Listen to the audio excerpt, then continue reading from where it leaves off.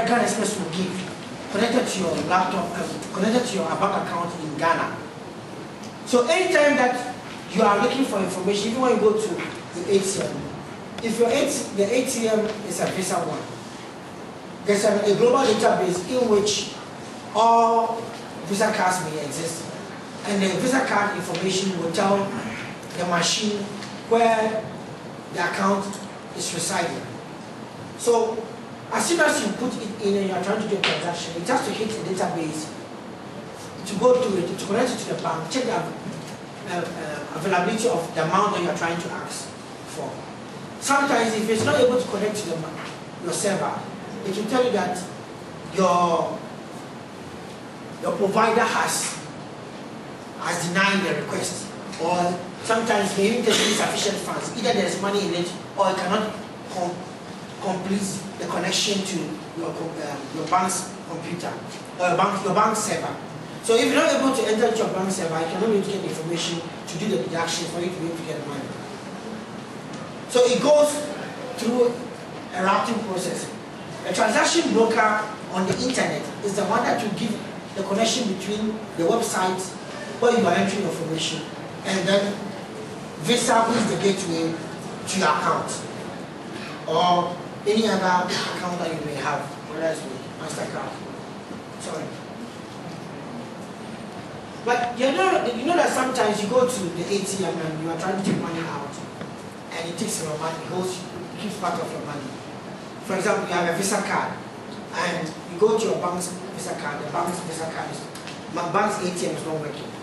Then you go to another one, maybe a sister bank, a different bank in Ghana, but the machine is also Visa, it's working. Yes.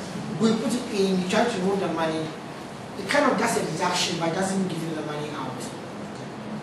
Sometimes what happens is,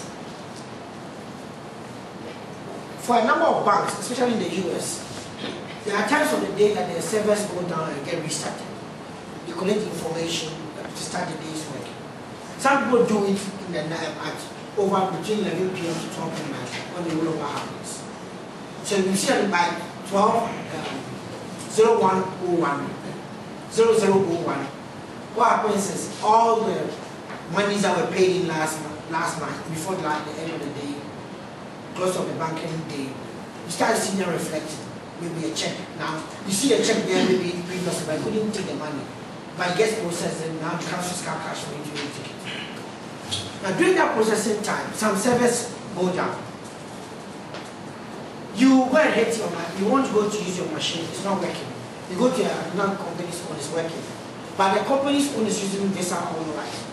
Visa will get connected, but Visa then cannot connect to your bank's machine in Ghana. So you cannot be able to know how much you have. So what will happen is, if you are not very careful, sometimes it can connect, but when it's bringing back the information, it can also be a break.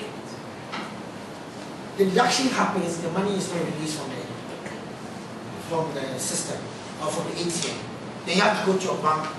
Your bank, because the ATM doesn't belong to them, and even if it belongs to them, they still have to take their time and because you have made a claim.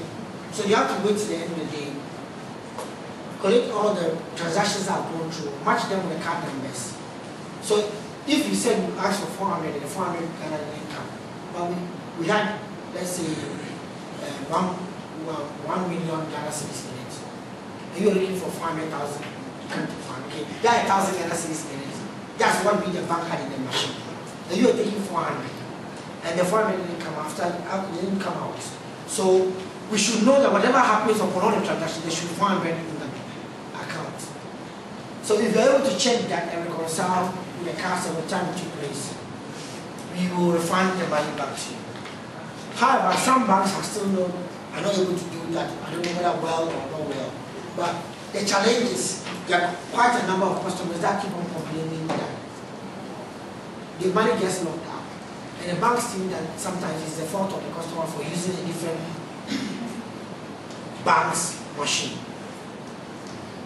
When we began the merge our platform so that we can be able to serve and use Visa across, it used to be the fact that even though you are on Visa, I'm on Visa, I cannot use my Visa card on your machine because of the way all the different banks approach ATM at different times in their their business strategies. And some of them went ahead, some of them had the resources to deploy more, to do more than others. But I got to some time, we wanted to merge the platforms. But currently, it's very difficult to say that all the platforms are linked very well, are well connected. There's a challenge because even though you want to access the information, you can't access the information. When one server is down, it's down, but the other server may not necessarily be down in the other bank. And we can't still get the same information. And I think we're moving towards a place where if we have a very strong consumer group, they will route and put some of the banks in trouble because it is not good for customers to be given one story that when you sign up, you can use it on any ATM that has Visa. But when the reality happens and your money gets knocked down, they ask you that why did you use it on a different bank's ATM? The bankers here, can you answer? Anyway, there's a lot to be done concerning merging platforms and serving customers together.